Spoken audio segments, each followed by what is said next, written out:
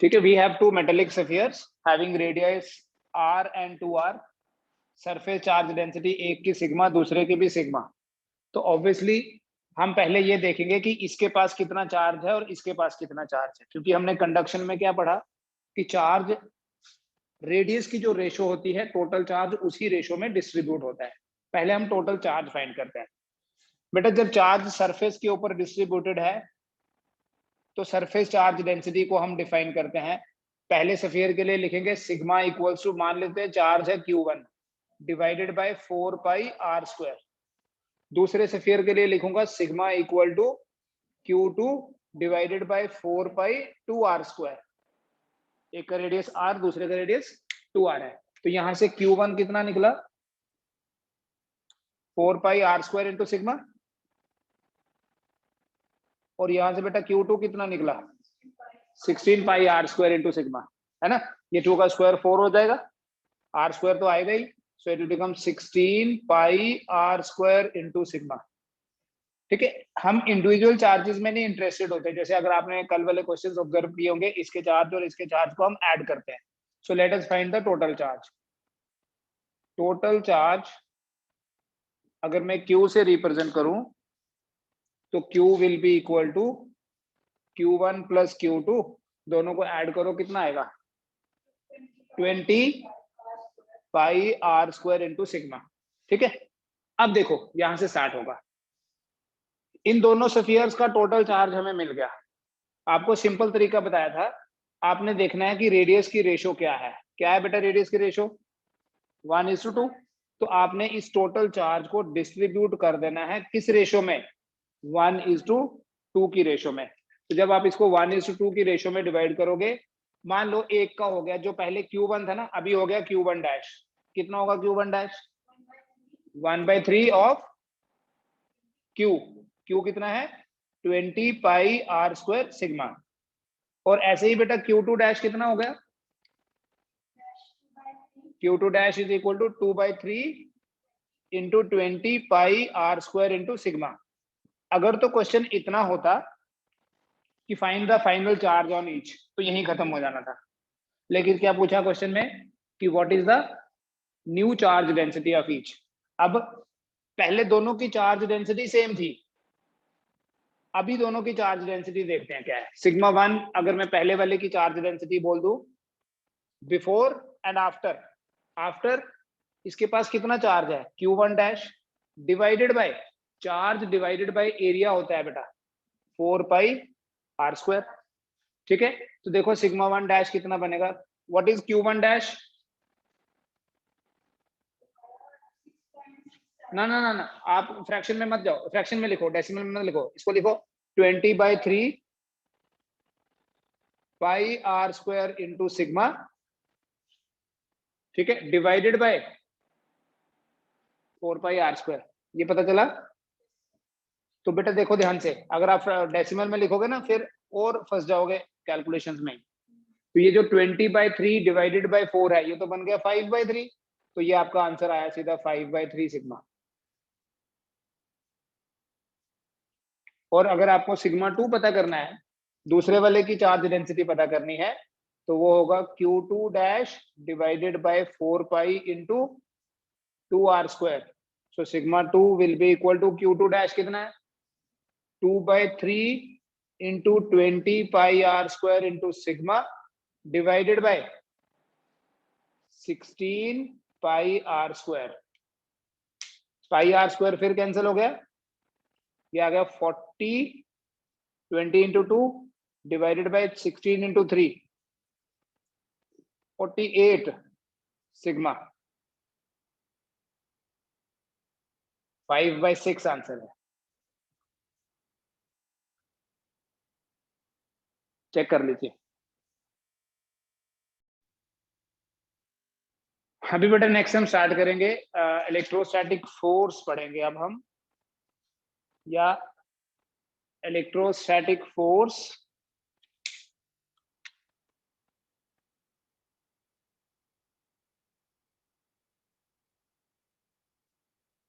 or we call it as the force between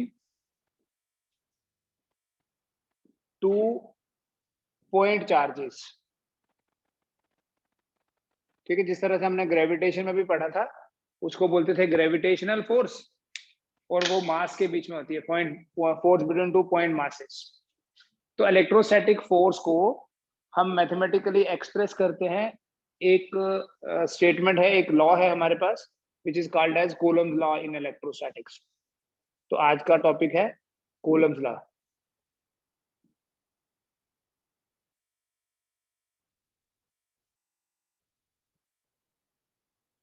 Coulomb's law in electrostatics. जैसे हमारे पास Newton law in gravitation था, जिससे हम फोर्स कैलकुलेट करते थे मासेस के बीच में। अभी हम पढ़ेंगे कूलम्स लॉ इन इलेक्ट्रोस्टैटिक्स, जिसकी हेल्प से हम क्या कैलकुलेट करते हैं, फोर्स किसके बीच में, दो चार्जेस के बीच में। ठीक है, और ये जो कूलम्स लॉ है, this was given by Charles Augustus coulomb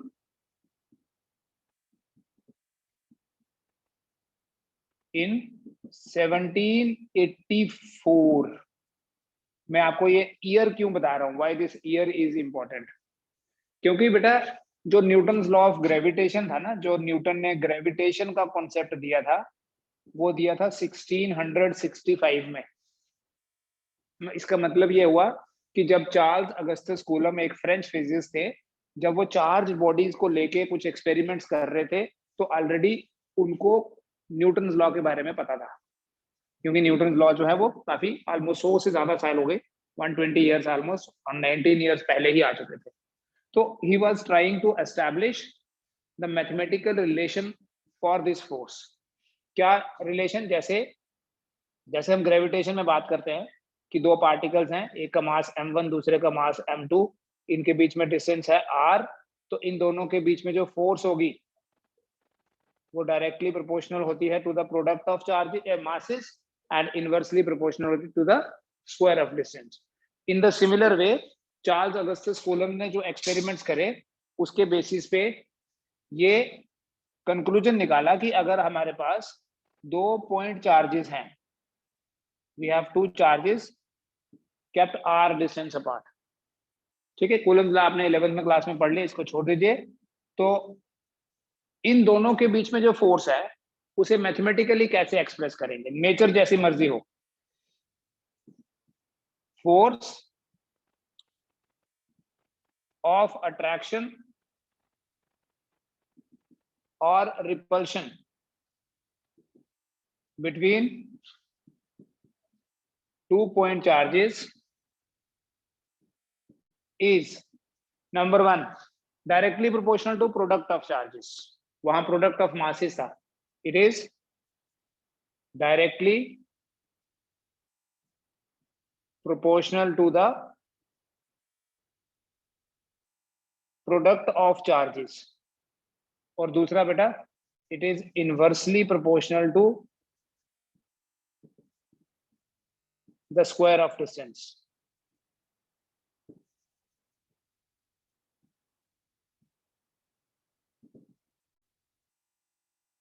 ठीक है, इसी स्टेटमेंट को अगर मैथमेटिकल फॉर्म में लिखना है तो हम ऐसे लिखते हैं, देयरफॉर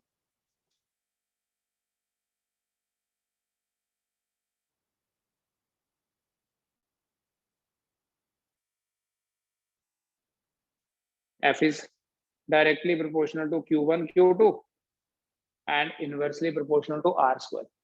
बेटा जब भी किसी एक्सप्रेशन में आपको ऐसा मिले डिनोमिनेटर में R स्क्वायर, उस पर्टिकुलर स्टेटमेंट को, उस पर्टिकुलर लॉ को बोलते हैं इनवर्स स्क्वायर लॉ।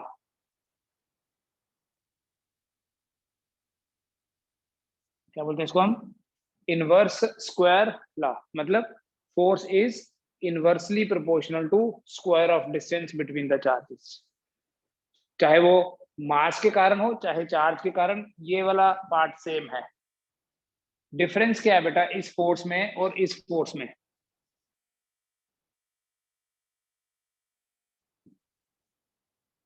एक तो डिफरेंस सामने दिख रहा है कि ये चार्जेस हैं और ये मासेस। और कोई डिफरेंस दिख रहा है किसी को, या और कोई डिफरेंस पता है बेटा? ये जो फोर्स है ना, ये जो ग्रेविटेशनल फोर्स है, सारी ऐसी होती हैं, दिस इज ऑलवेज अट्रैक्टिव।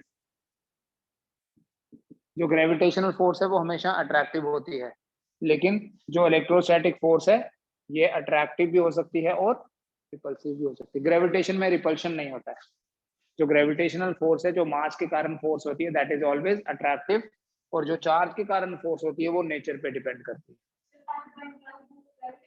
वो बाद में देखते हैं, दोनों में है वो। तो force is directly proportional to product of masses, force is directly proportional to product of charges. Inverse square, ये सिमिलरिटी आ गई। ये अट्रैक्टिव है, ये रिपल्सिव भी हो सकती है। दूसरा बेटा, एक फर्क और है कि ये मीडियम पे डिपेंड नहीं करती, इंडिपेंडेंट ऑफ मीडियम। जो ग्रेविटेशनल फोर्स है वो मीडियम पे डिपेंड नहीं करती। दो मासेस हैं, अगर हम एयर में फोर्स फाइंड करें तब भी उतनी होगी, और अगर हम इनको पानी में रख दें सेम डिस्टेंस पे तब भी फोर्स उतनी ही रहेगी। मतलब अगर हम यहाँ से ये प्रोपोर्शनलिटी साइन हटाते हैं तो क्या लिखते हैं बेटा, जी m1 m2 by are square. बेटा इस एक्सप्रेशन में बताओ ये जी क्या है? हाँ, G is called as universal gravitational constant. क्यों? क्योंकि पूरे यूनिवर्स में इस जी का वैल्यू सेम है। इसलिए जब जी का वैल्यू चेंज नहीं हो रहा और अगर हम मासेस और डिस्टेंस को चेंज नहीं करें तो फोर्स भी चेंज नहीं होगी। कि दो पार्टिकल्स हैं, उनके बीच में जितनी फोर्स एयर में है, अगर हम डिस्टेंस वही रहने दें तो वाटर में भी उतनी ही फोर्स होगी जितनी अर्थ पे, उतनी ही मून पे। ठीक है, मीडियम पे डिपेंड नहीं करती, लेकिन यहाँ ऐसा नहीं होता है, ये मीडियम डिपेंडेंट है।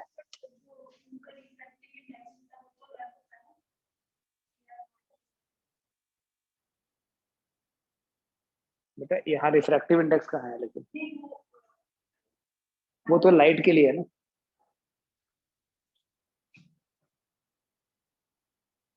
तीसरा डिफरेंस ये है कि जो ग्रेविटेशनल फोर्स है बेटा, ये नेचर की सबसे वीक फोर्स है। It is weakest force in nature. Nature की सबसे जो वीक फोर्स है वो ग्रेविटेशनल फोर्स है। आल्दो इलेक्ट्रोस्टैटिक फोर्स नेचर की सबसे स्ट्रॉन्ग फोर्स तो नहीं है, सबसे स्ट्रॉन्ग नहीं है, लेकिन फिर भी इससे बहुत स्ट्रॉन्ग है।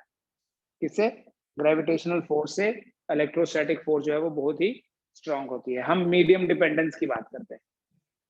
तो कूलम्ब लॉ की जब हम बात करेंगे, फर्स्ट स्टेप में हम ऐसे लिखेंगे कि दो पार्टिकल्स हैं, एक का चार्ज है Q1, दूसरे का चार्ज है Q2।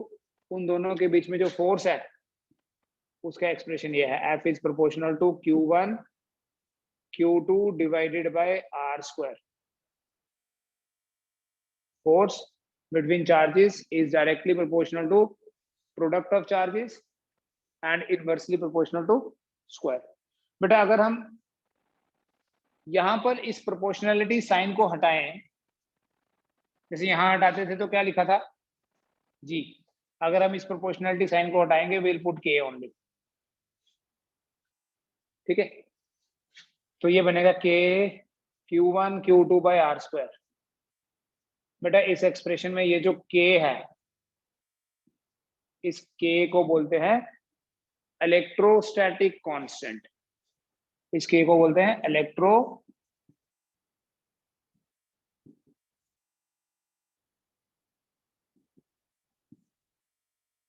इस के को बोलते हैं इलेक्ट्रोस्टैटिक कांस्टेंट। इसे ध्यान से देखो, मैंने यूनिवर्सल इलेक्ट्रोस्टैटिक कांस्टेंट नहीं बोला।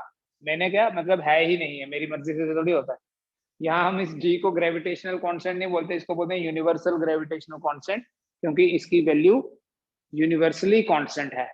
इलेक्ट्रोस्टैटिक कांस्टेंट को एक और नाम से आप याद रख सकते हैं, this is also called as Coulomb's constant. It is also called as Coulomb's constant.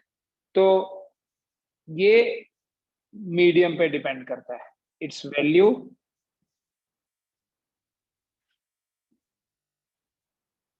Depends on the medium in which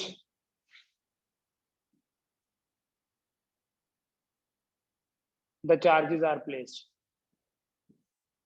K की वैल्यू कितनी होगी वो इस चीज पे डिपेंड करता है कि हमने इन पार्टिकल्स को, इन चार्जेस को कौन से मीडियम में रखा है। इसका मतलब ये है कि ये K ही है जो मीडियम पे डिपेंड करता है। This is all basically experimental है ये सारा, इसका कोई मैथमेटिकल प्रूफ नहीं है कि ये प्रूव करें। ये सारी ऑब्जर्वेशंस हैं जो एक्सपेरिमेंटली ऑब्जर्व की कूलम्स ने, और उसके बाद ये कंक्लूजन निकाला कि ये जो के है ये यूनिवर्सली कांस्टेंट नहीं है, क्योंकि वो उन्होंने क्या करा, उन्होंने देखा कि एयर में फोर्स ज्यादा है, बट इन पार्टिकल्स को अगर हम पानी में ले जाते हैं तो फोर्स कम हो जाती है। जैसे एक सिंपल सी एग्जांपल से समझाता हूँ, ये NaCl एक मॉलिक्यूल है ना, बड़ा कॉमन सा, Na+Cl- लिखते हैं। ये एक स्टेबल मॉलिक्यूल है वाटर में, सॉरी एयर में।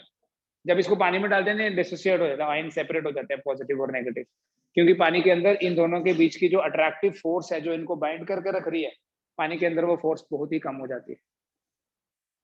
ठीक है, अब उस मीडियम डिपेंडेंस को हम एक्सप्रेस कैसे करें इन फ्री स्पेस। हम यहां टर्म यूज करते हैं फ्री स्पेस। फ्री स्पेस हम यूज करते हैं फॉर एयर और वैक्यूम। इन फ्री स्पेस इस के की जो वैल्यू है वो हम फाइंड कर सकते हैं, ये ऐसे लिखना 1/4 पाई एप्सिलॉन 0। फ्री स्पेस में के को क्या लिखेंगे, 1/4 पाई एप्सिलॉन 0। यहां आपको एक नई टर्म दिख रही है, ये जो सिंबल है एप्सिलॉन बोलते हैं इसको, क्या प्रोनाउंस करोगे इसको, एप्सिलॉन। ये ग्रीक अल्फाबेट है, it is just like alpha beta gamma theta की तरह, ये भी एक अल्फाबेट ही है। ठीक है, बोलते हैं ना alpha beta gamma theta phi pi psi ऐसे, तो ये एप्सिलॉन उसी लिस्ट में है। एप्सिलॉन 0 लिखा यहाँ, एप्सिलॉन 0 यहाँ क्या रिप्रेजेंट कर रहा है, इसको बोलते हैं एप्सिलॉन 0 से रिप्रेजेंट करते हैं, और इसको बोलते हैं एब्सोल्यूट परमिटिविटी।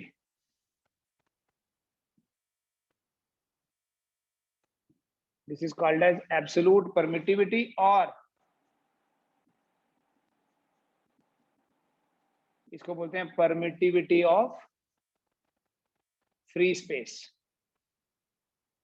परमिटिविटी वर्ड जो है it comes from word permit, या there is one more word permission.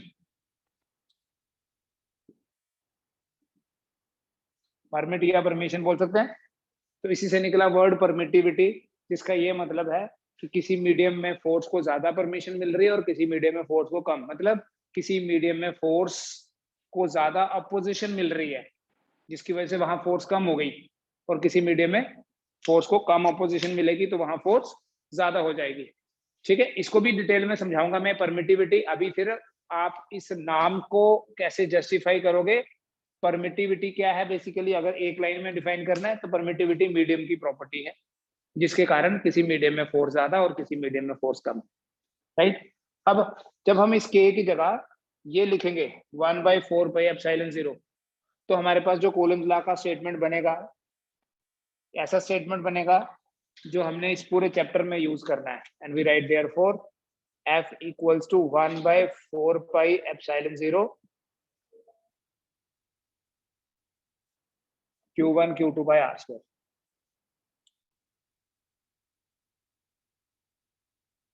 ये है बेटा कूलम्स लॉ का statement.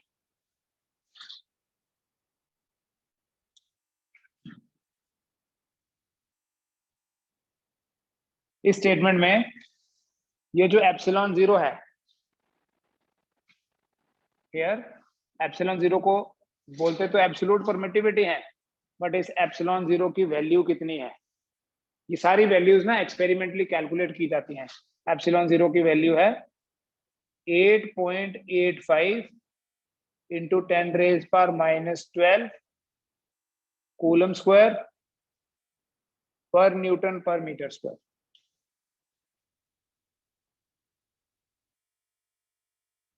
Eight point eight five into 10⁻⁻12 coulomb square पर न्यूटन पर मीटर स्क्वायर। बिल्कुल वैसे जैसे आपने ग्रेविटेशनल कांस्टेंट की वैल्यू याद रखी है 11 में, 6.67 इंटू 10⁻⁻11।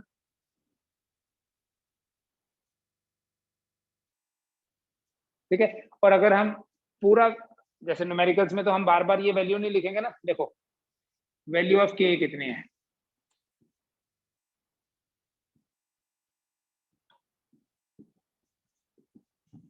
1/4 पाई एप्सिलॉन 0 है बेटा।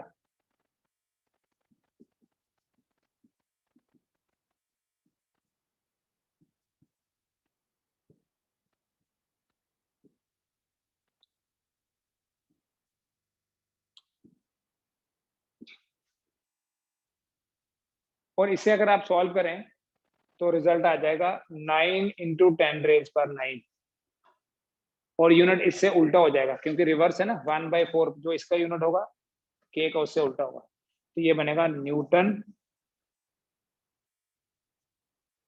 मीटर स्क्वायर पर coulomb square.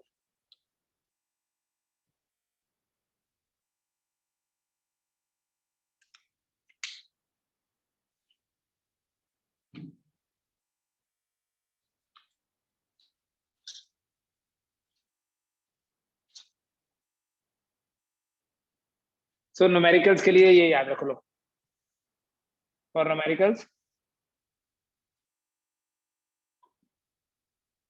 F equals to 9 × 10⁻⁹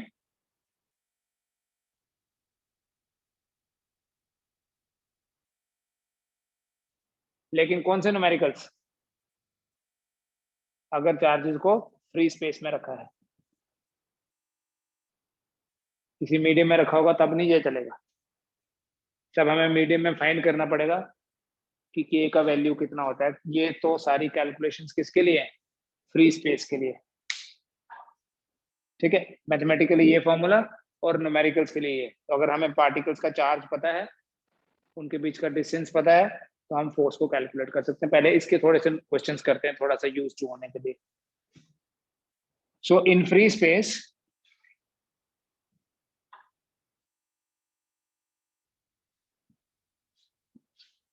therefore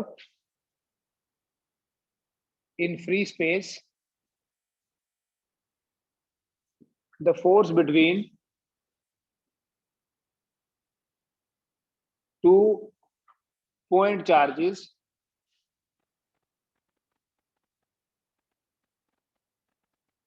Q1 and Q2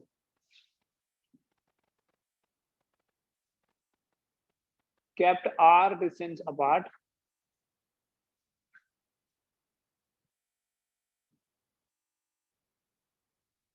is given as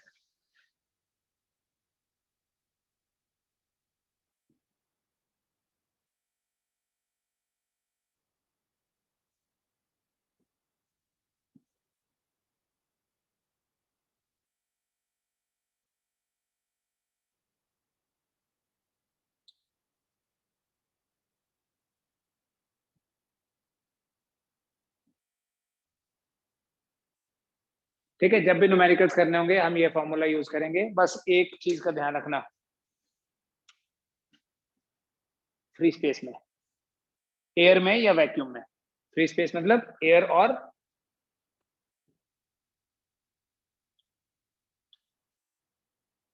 ठीक है। और ये हम फोर्स के मैग्नीट्यूड की बात कर रहे हैं, चाहे अट्रैक्शन हो चाहे रिपल्शन, हम मैग्नीट्यूड बोलेंगे इतना। जैसे क्वेश्चन मैं आपको दूं, कैलकुलेट फोर्स बिटवीन, ऐसे भी नहीं, calculate the magnitude of force between an electron and a proton kept at a distance 1.6 into 10⁻⁻15 metre in free space. एक इलेक्ट्रॉन और एक प्रोटॉन को अगर इतने डिस्टेंस पे रखा है फ्री स्पेस में, तो उनके बीच में जो फोर्स होगी, उस फोर्स का मैग्नीट्यूड जो है वो कितना होगा।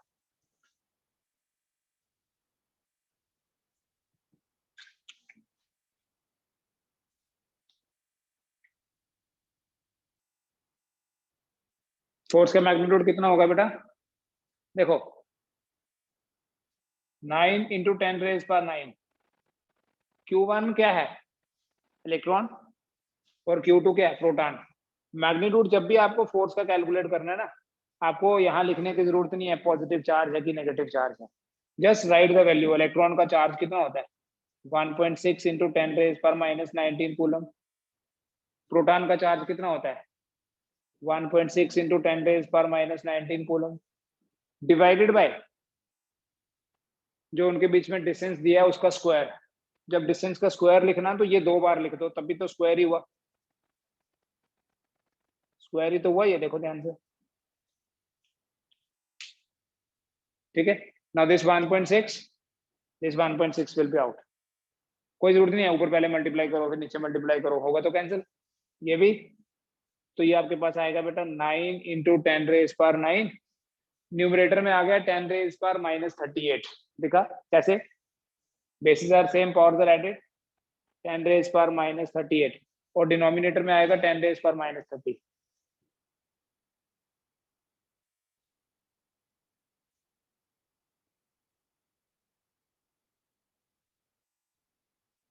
ठीक है, तो ये आपके पास बनेगा 9 इंटू 10⁻⁹ इंटू 10⁻⁻8। कैसे है -8? -38 + 30 इज -8। तो फाइनली आपका आंसर आ जाएगा 90 न्यूटन। और 90 न्यूटन अट्रैक्टिव की रिपल्सिव, अगर आपको मैग्नीट्यूड के साथ ये भी बताना है।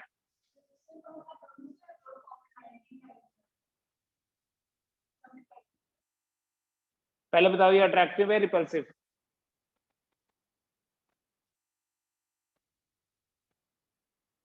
क्यों अट्रैक्टिव होगी? एक इलेक्ट्रॉन एक proton.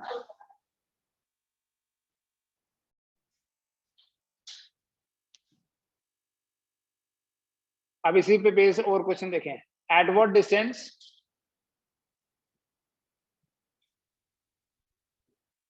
two protons should be placed?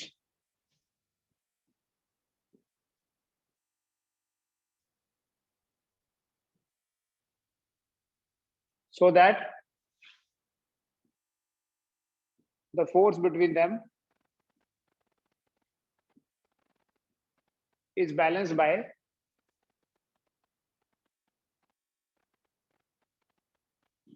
the weight of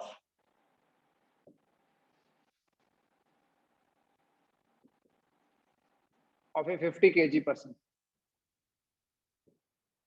At what distance two protons should be placed so that the force between them is balanced by the weight of a 50 kg person? Try करो जरा।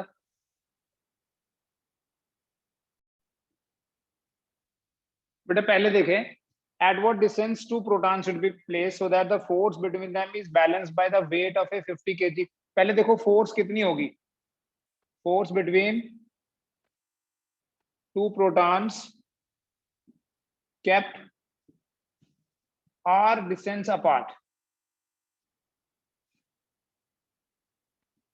is F equal to 9 into 10⁻⁹ proton 1.6 10⁻⁻19 दूसरा भी proton है, divided by r square.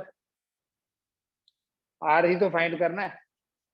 अब weight कितना होगा, weight of a 50 kg person W is equal to mg। Weight क्या होता है, m इंटू जी। मास कितना है 50 और g 9.8 न्यूटन होता है। g हो गया 9.8 मीटर पर सेकेंड स्क्वायर, या जस्ट फॉर सिंप्लिसिटी मैं इस g को 10 लिख देता हूं। ठीक है, मैंने g कितना ले लिया 10 मीटर पर सेकेंड स्क्वायर। अब क्वेश्चन के अकॉर्डिंगली क्या है बेटा, they should be equal according to the question. F is equal to W। किस डिस्टेंस पे रखें ताकि ये फोर्स वेट के बराबर होगी, according to the question F is equal to W।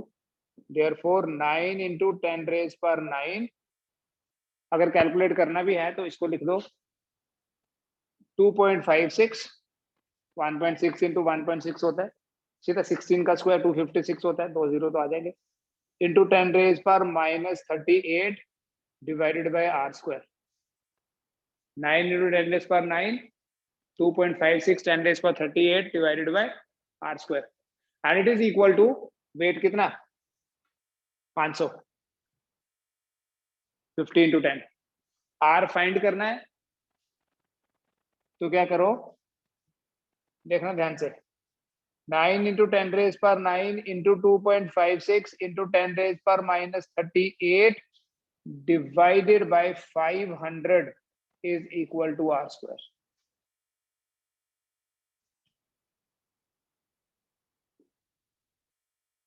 पता चला क्या किया, क्रॉस मल्टीप्लाई किया, आर निकालना था, इसको उधर शिफ्ट कर दिया, ये इधर आया। अभी मेरे को आर का वैल्यू फाइंड करना है, तो ये हो जाएगा square root of 9 into 2.56 into 10 raise power कितना -29।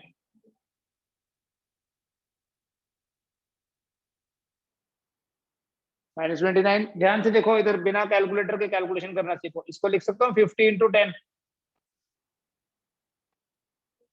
अब जो ऑड पावर है ना, रूट के अंदर ऑड पावर होगी तो थोड़ा मुश्किल हो जाएगा। अगर मैं इसको इवन बना दूं, कैसे बनाऊंगा देखना, ध्यान से देखते रहो। इसको ऐसे लिखो, 9 2.56 डिवाइडेड बाय 50, ठीक है। और 10 का पावर कितना आ गया बोलो,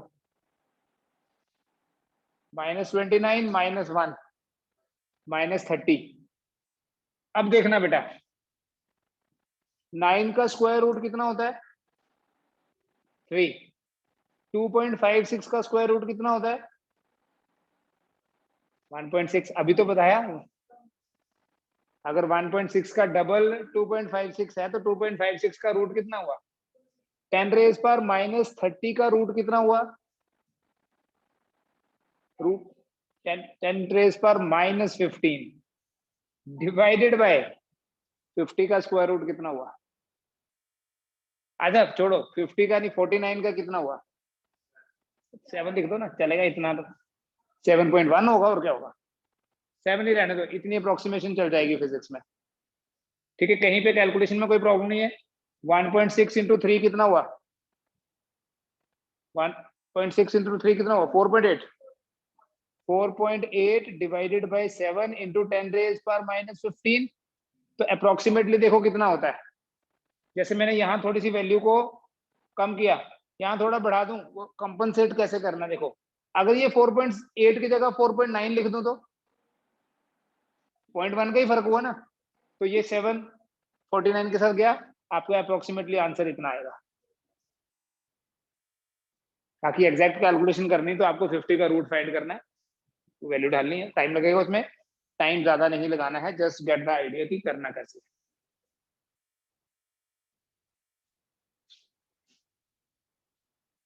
ठीक है, दो टाइप्स हो गई।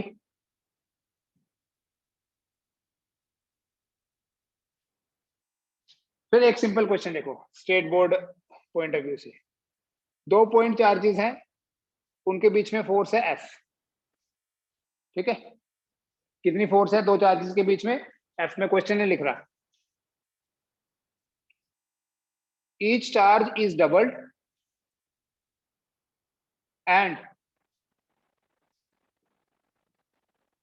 and the distance between them is made half of the original value. What will be new force?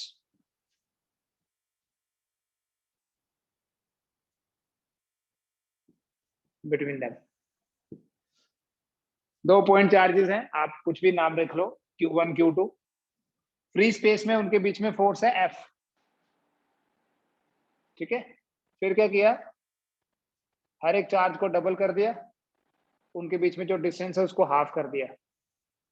Charges को डबल, मैग्नीट्यूड दोनों का डबल कर दिया और डिस्टेंस को हाफ कर दिया। तो बताओ अब फोर्स कितनी होगी। ऑप्शंस हैं, अब फोर्स होगी F/8, 8F, F/16 या 16F।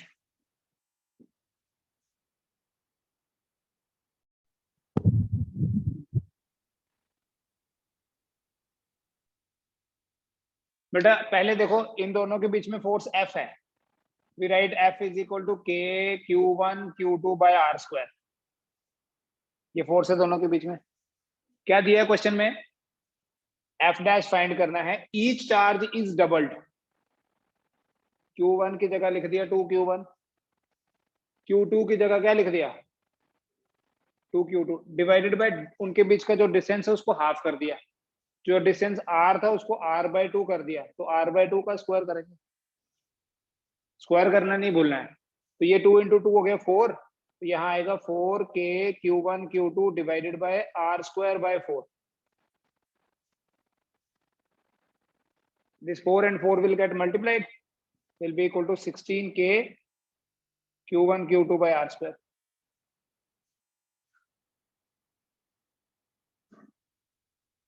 और देखो इधर k q1 q2 by r² तो f है, तो f dash is equal to 16f। Finished. The option is 16f.